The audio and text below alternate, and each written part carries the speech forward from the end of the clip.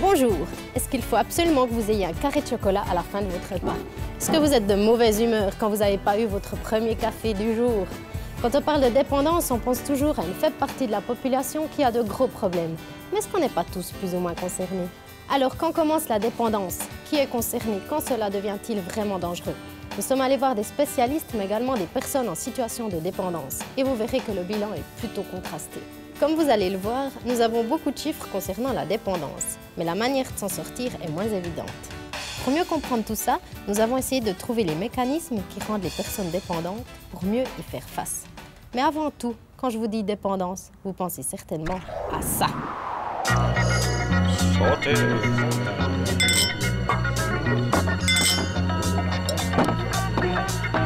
Santé.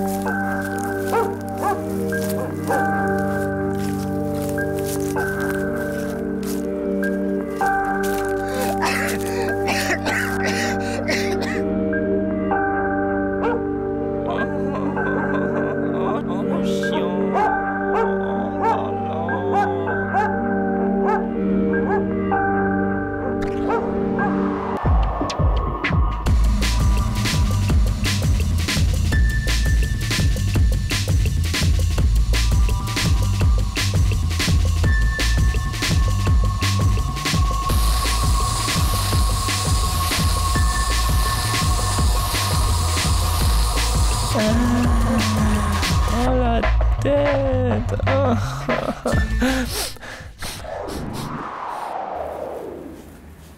Alors avouez, j'avais raison. Quand on pense dépendance, on pense directement alcool, drogue dure, cannabis. En fait, on a appris à vivre avec depuis des années. Saviez-vous qu'en Suisse, l'alcool tue 2000 personnes par an et 45 000 en France? Et le tabac, lui, tue une personne toutes les heures en Suisse et une toutes les 9 secondes dans le monde. Alors ce phénomène est-il en augmentation ou en diminution? Boire ou conduire? À vous de choisir. Allez, on commence par une bonne nouvelle. Il y a 125 ans, on consommait en Suisse jusqu'à 18 litres d'alcool pur par habitant et par an, ce qui nous a valu la création de sociétés d'abstinence et de prévention comme la Croix-Bleue. Aujourd'hui, et c'est ça la bonne nouvelle, notre consommation a baissé de 50% pour atteindre 9 litres d'alcool pur par habitant et par an. Mais dans ce ciel bleu de la prévention, nous observons tout de même un petit nuage. Et oui, malgré une baisse de 50%, la Suisse est toujours dans le peloton de tête des buveurs d'alcool dans le monde. Dans ce contexte, la question est de savoir si dans notre société, le taux de dépendance est en augmentation ou en diminution. En route vers Lausanne, au siège de la Croix-Bleue, une organisation pionnière dans la prévention de l'alcoolisme.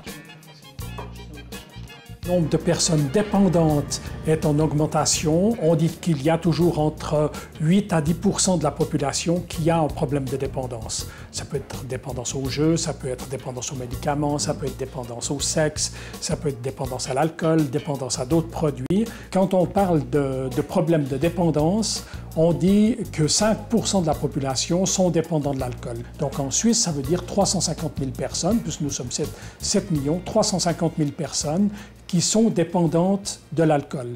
Si on compte après qu'il y a à peu près 2 personnes comme proches pour chaque personne, on rajoute encore 700 000 personnes qui sont des proches et qui en souffrent. Le nombre de personnes dépendantes est plus ou moins constante, mais ce qui change, c'est la population et les produits.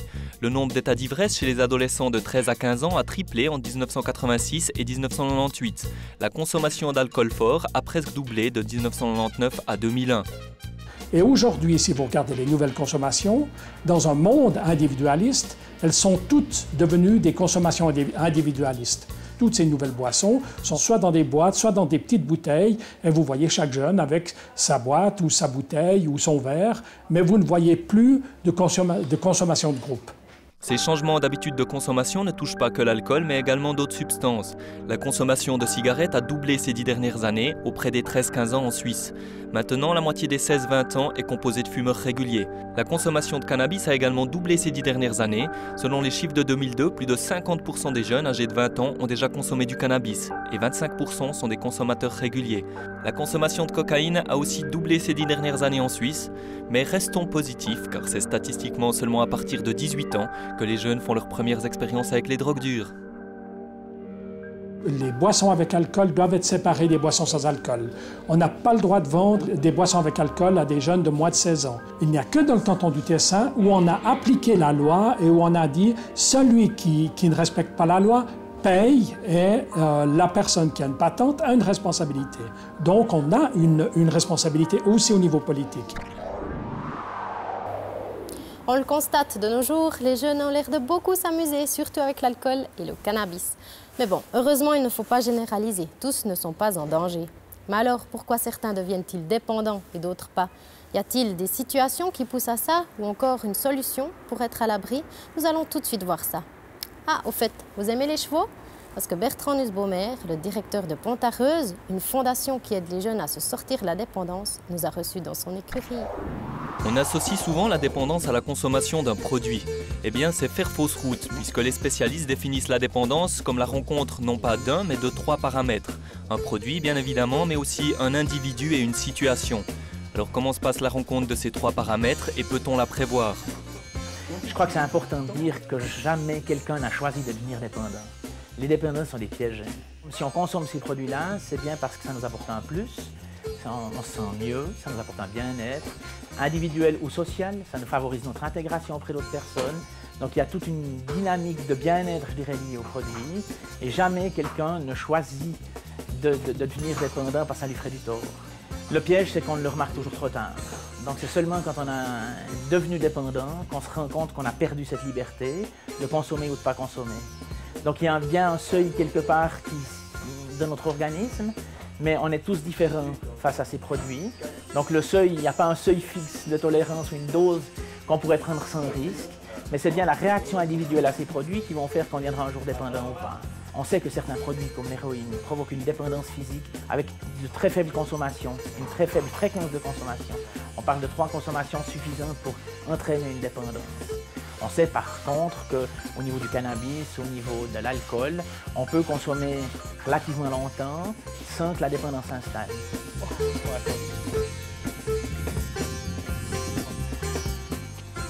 Lorsque, comme gamin, pendant 15 ans, vous avez appris à arroser toutes les circonstances de la vie, les bonnes comme les moins bonnes, que systématiquement le recours à l'alcool est le moyen de fêter quelque chose, comme le moyen d'oublier quelque chose, c'est vrai que la probabilité que vous reproduisiez le même schéma à l'âge adulte est très grande. Le drame, c'est qu'on est tous appelés un jour ou l'autre dans notre existence à avoir des moments où les choses sont plus difficiles, où on a une phase dépressive, où on rencontre des difficultés sociales, professionnelles, relationnelles. Et c'est bien dans ces moments-là que la rencontre avec le produit peut devenir piégeante.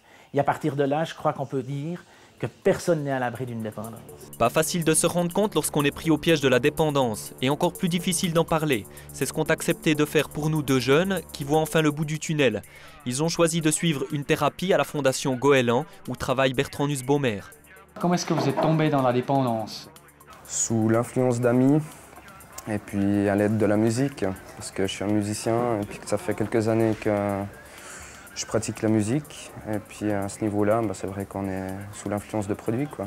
C'est venu bêtement, quoi. C'est en consommant les produits comme ça, quoi, au jour le jour, que la dépendance s'est installée, quoi. Et puis les amis, comment ils vous ont influencé? Lors de soirées, c'est en général des gens qui étaient plus âgés que moi, et puis ça s'est fait tout naturellement. Et puis comment est-ce que vous avez remarqué que vous étiez dépendant? Je me rappelle d'une fois où je suis rentré chez moi et puis que ma mère m'a trouvé dans un état pitoyable. Et puis quand on n'assume plus son travail, quand on n'assume plus les choses qu'on a à faire, on commence à se poser quelques questions, quoi. Je l'ai remarqué en fait lors d'un séjour à Perreux. C'est les infirmiers qui m'ont fait prendre conscience de ça, quoi. Parce que moi-même, je ne l'avais pas remarqué, quoi. Comment est-ce que vous avez décidé de vous en sortir? Quand on On descend aux enfers pendant plusieurs années. On en a un ras-le-bol.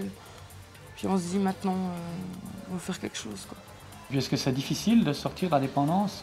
C'est clair qu'on passe par des moments qui sont pas très faciles. Il y a un problème de dépendance, mais il y a aussi... je pense que la drogue, c'est un substitut, donc il y a autre chose derrière qui fait que... Chaque individu peut à un moment donné de son existence devenir dépendant d'un produit. Cette dépendance peut être passagère ou s'installer de manière durable. Mais au fait, de quel produit la population mondiale est-elle dépendante? C'est une question que l'OMS s'est posée. Alors si le monde comptait 100 personnes, il y en aurait 18 qui fument régulièrement du cannabis, 12 qui fument de l'opium, 10 qui mâchent du coca ou du khat, 5 sont alcooliques chroniques, 4 sont cocaïnomanes, 2 sont héroïnomanes et 1 prend régulièrement du LSD ou des nouvelles drogues chimiques. Sans parler du mauvais usage des médicaments prescrits. Il ne serait pourtant pas juste de dire que 52 personnes sur 100 consomment des produits, puisque nombreux sont ceux qui en consomment plusieurs à la fois.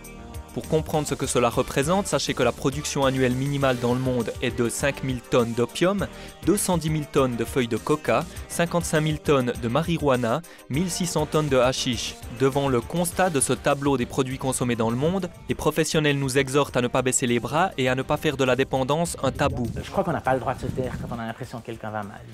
Et à partir de là, face à un problème de dépendance, je crois que c'est important de dire on constate qu'il y a quelque chose qui ne va pas. On se rend compte que dans les familles, les parents face à des enfants ou des adolescents qui fument du cannabis ou prennent d'autres drogues illicites, les conjoints face à un mari qui boive, etc., il y a une loi du silence dans ces familles. Et je crois que c'est important de la casser le plus vite possible.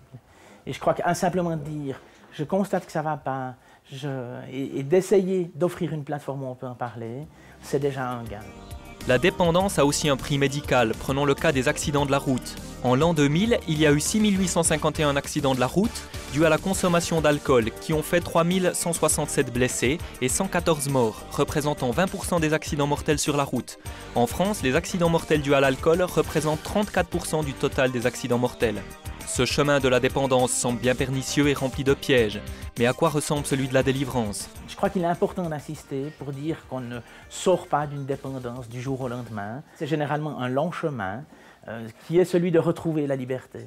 Alors je crois qu'il y a d'abord la prise de conscience, il y a l'acceptation de faire le deuil du bénéfice et du plaisir que nous apportait ce produit, et puis après de faire des choix qui nous amènent à fonctionner sans recourir à ce produit. Et ça, souvent, c'est un long... de l'amour de Dieu. Nous allons maintenant passer à notre séquence témoignage qui, vous allez le voir, résume assez bien ce qu'on a vu jusqu'à maintenant. À savoir que les dépendants sont des personnes piégées, que c'est très dur de s'en sortir et que Dieu peut nous aider. Et c'est Emmanuel Veufray qui s'y colle. Tout d'abord, j'étais dans mon enfance. Ça a été une enfance entourée dans un milieu de... On aimait boire, il y avait du bon vin. Mon père était un amateur de vin. Donc j'ai grandi comme ça toute mon enfance avec l'alcool qui était présent pratiquement à chaque repas. Mon père buvait, il était aussi dans le bâtiment, donc ça faisait partie de lui, partie de son métier, etc. J'ai grandi comme ça avec cette ambiance un petit peu où l'alcool était quelque chose de relativement normal. On faisait des soirées, des week-ends, etc. où souvent je voyais les gens boire autour de moi. L'adolescence arrive et là je fais un apprentissage dans la charpente, dans le bâtiment. Et dans le milieu de la charpente, il faut boire, ça fait partie, on peut dire, de l'apprentissage. Un bon charpentier est un charpentier qui boit. Et je me souviens même d'une scène où je me suis fait engueuler par un ouvrier parce que je ne voulais pas boire de bière, j'avais pas envie. Et il m'a vraiment engueulé, j'ai dû dire non 10 fois. Donc il y avait vraiment cette pression qui était là au niveau de mon boulot à ce que je boive.